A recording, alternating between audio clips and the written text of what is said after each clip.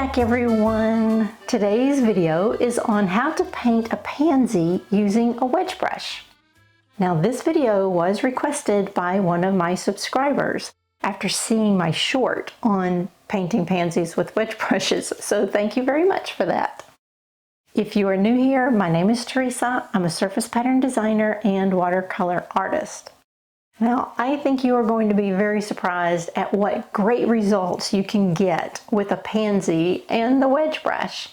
Now, this brush can be kind of challenging, but we're going to talk about that. So grab your brush and some paint and let's paint some pansies. Okay, before we get started, let's just take a very quick look at this brush. Bestie calls this a fountain brush. That's because they originated from China and the Chinese use them for calligraphy. Some manufacturers call this a wedge brush. Some of them call it a triangle brush. And you may have even heard it called a petal brush. All of those terms are correct and interchangeable. And there can be some slight differences in the shape from manufacturer to manufacturer. But for the most part, they look pretty much like this. And they work the same. It comes with this really nice CD by Dan Nelson, and it's over an hour long. He paints in a very loose, fluid way, so it's very interesting, and you might pick up some more tips there as well.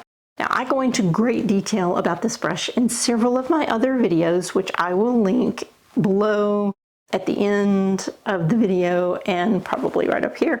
The best one, I think, if you've never painted with this one, will be the everything you need to know about wedge brushes.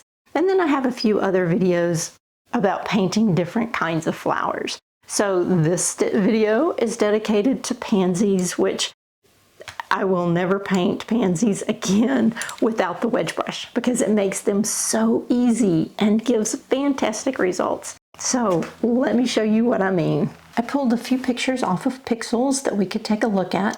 The first one I want to do is similar to this with the yellows and violet. So I'm just going to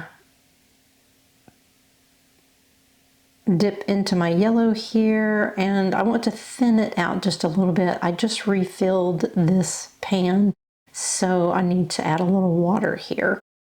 And I want to get a lot of pigment into my brush. So I'm just going to twirl it around. Let's get a good consistency here.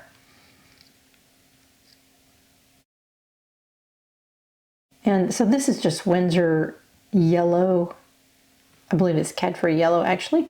All right, and then we are going to brush off the tip. We want most of our pigment here in the belly. And then we're going to take the tip and dip it into Windsor Violet. I just want it on the tip. And then I am going to place the whole brush, the tip, the belly, everything down, and I'll just pick a spot here. That's probably pretty good.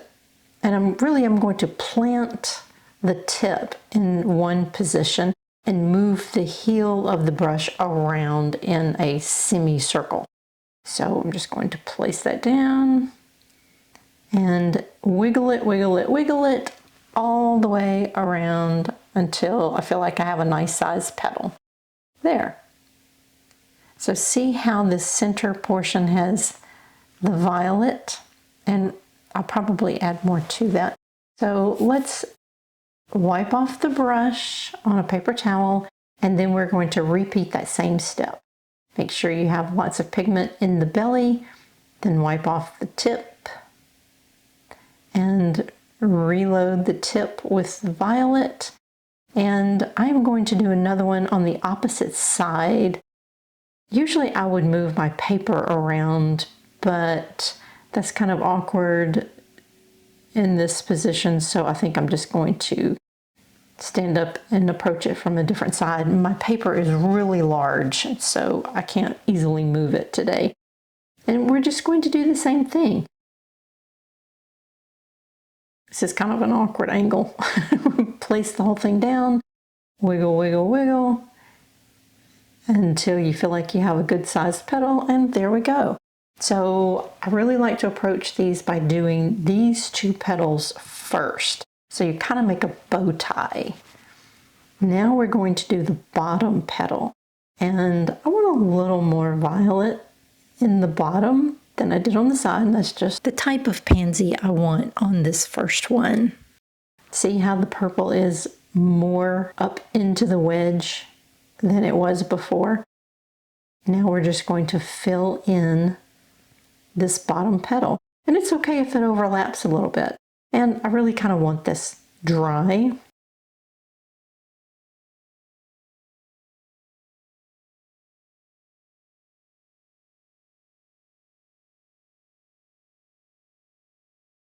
Perfect. See, that has more violet on it. And now I'm going to clean my brush and set it aside. Now these top two petals, you can really paint with a number of different brushes. It is possible to do it with a wedge brush, and I will show you that in a minute. But a lot of times I like to use a smaller brush. Now, because it can sometimes be a little difficult to make that petal look like it's behind those two with the wedge brush. So anyway, today I'm going to use my Da Vinci number 3, which this is kind of a small brush, but we're going to give it a try anyway. I'm just going to load it up with the violet because I want it all violet for this back two petals. But I want this first one to be a little lighter and the one in the very back will be darker. So I'm going to keep that in mind. And I'm just going to trace out the shape of this first petal, which is why I really wanted this particular brush, because it has a very fine tip and I can really get in here nicely around this other petal. But now that I'm using it, that's a lot of area to cover with this small brush. So probably one of my silver brushes would have been a good choice as well, since they come to a nice tip, but they have a larger belly. Any kind of round brush would work well here. So let's just smooth this out a little bit. And see, this is why you want all the other petals to be completely dry by the time you paint this petal. Because I really want this one to be separate and not bleed into the other ones. It needs to be distinct that it's a back petal.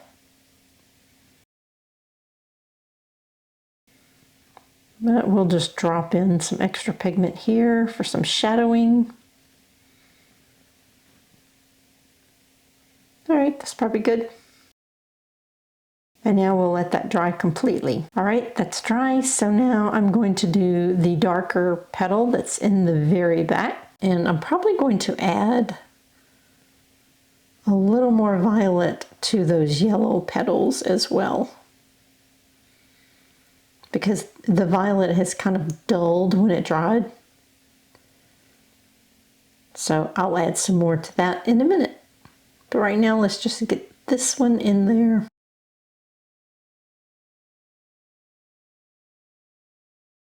See, if I'd used a larger brush, it wouldn't have taken as long. Now we're going to let that dry completely. Now I want to touch up these centers because they dried a little more dull than I really wanted. So I have mixed up a little indigo and the violet together here, just to deepen that violet a bit.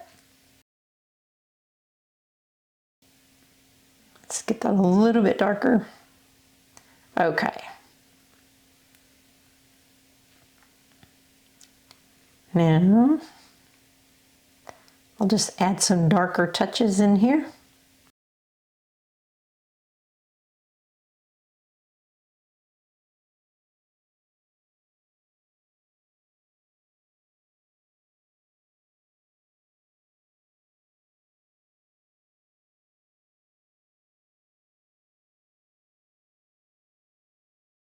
I'm also going to use my wedge brush to paint some leaves. So there are a number of ways that you can paint leaves with the wedge brush. The first method I am going to use, I'm just going to place my brush down and push it to the side and just do multiple strokes like that to create my leaf. And of course you can push it to the right side, then push it to the left side. And I'm using a bunch of different greens here. It doesn't matter, just use whatever greens you like. I'll do a little bit different leaf this time. Let me just reload. And I'm going to place the brush down much like I did our petals, using the flat side, and then just push out a couple of times like that to do a leaf. So there's no wrong way to do leaves with any brush. Just experiment with it and find the ones you like. Now I'm going to use my paint tube to make some veins while the paint is still wet. Let's do another one. Let's see, let's move it over. Let's clean our brush really well. Okay, I think for this one I want to do cerulean blue. Let's move that so that you can see it. So this is just straight cerulean blue. Dab it off.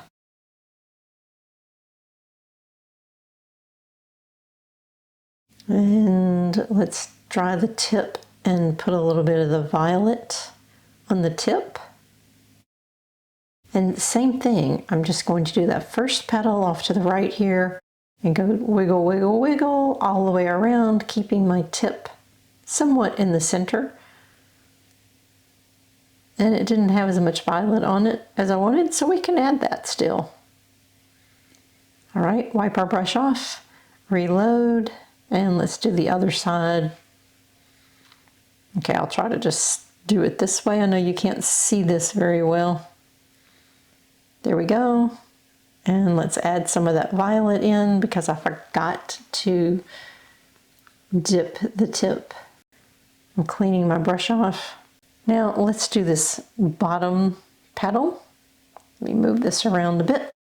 All right, same thing. We're just going to plant the tip toward the center and wiggle, wiggle, wiggle all the way around to that other petal.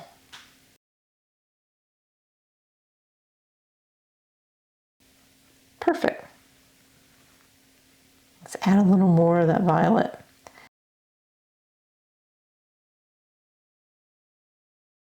Violet tends to fade a lot when it dries.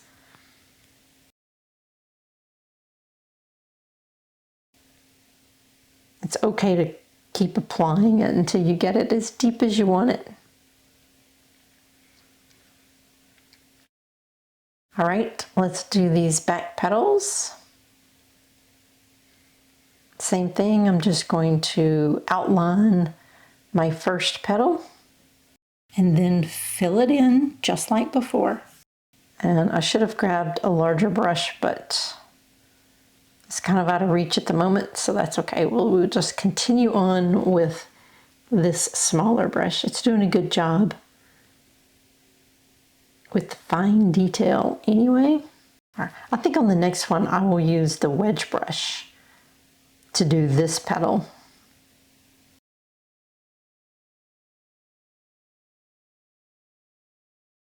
And we have to completely let that dry before we do the back petal. Same as before, we'll just outline the shape that we want and then fill it in. And I'm going to do it a little darker.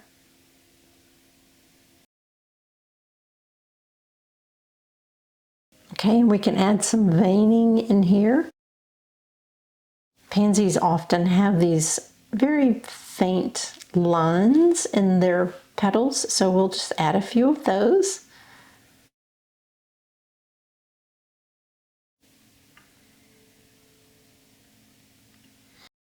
And let's add some more leaves in here.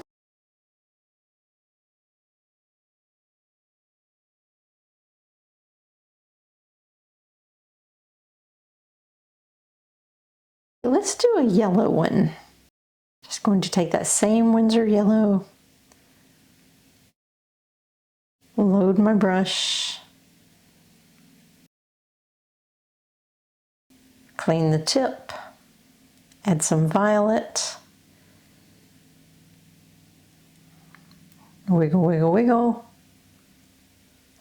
and do one more to the other side so that we have kind of a bow tie.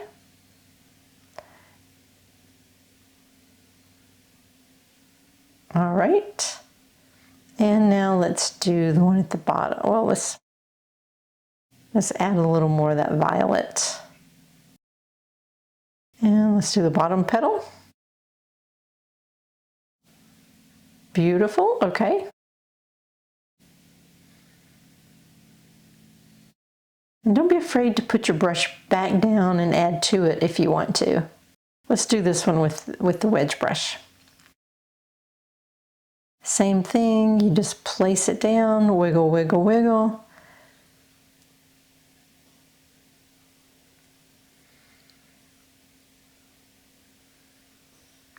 I want to get it a little darker on that edge so that you can see that these are two different petals. Because they're both yellow, it'll be kind of hard to see. And I really want that petal to be larger, so I'm going to take this brush and just push it out a little further, all the way to that other flower. As long as it's still wet, you can easily do that. See? That worked just fine. And now I think I'll just paint in this darker one over here. It's kind of a tight little space, so a detail brush would be the best for that.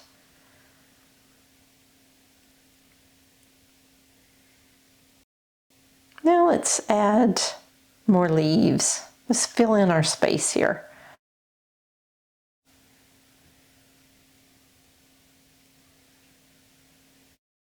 And I'm just going to drop in some other greens just to add some interest, make it kind of variegated.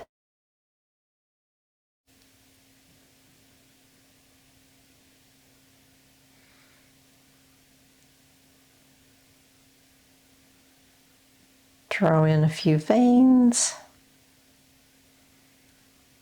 Okay, I like the way this is looking. Okay, that's all there is to it. Now, I say that as if it's super easy, but this brush gives most people, including myself, a lot of trouble. So just let me encourage you to keep practicing with it. And what I found to be the best way to get better with this brush is just to pick one stroke and get confident with that one stroke before you try other strokes. So for instance, the stroke that we use with the pansies petal, the little wiggle, wiggle, wiggle stroke, that stroke is actually used in quite a few flowers. So if you want to just practice pansies for a while until you feel confident in that stroke, I really think then moving on to a different stroke, you will progress faster. That's what happened for me, so I'm just saying that maybe that will happen for you as well. And, you know, really, you're in good company. Everybody has trouble with this brush. It's not like a round brush where you can just pick it up and start painting with it. This one's a little different, but very worth it. And like I said, I have multiple videos on this brush, so go check those out if you want a little extra help. Thanks so much for painting with me today, and I will see you next time.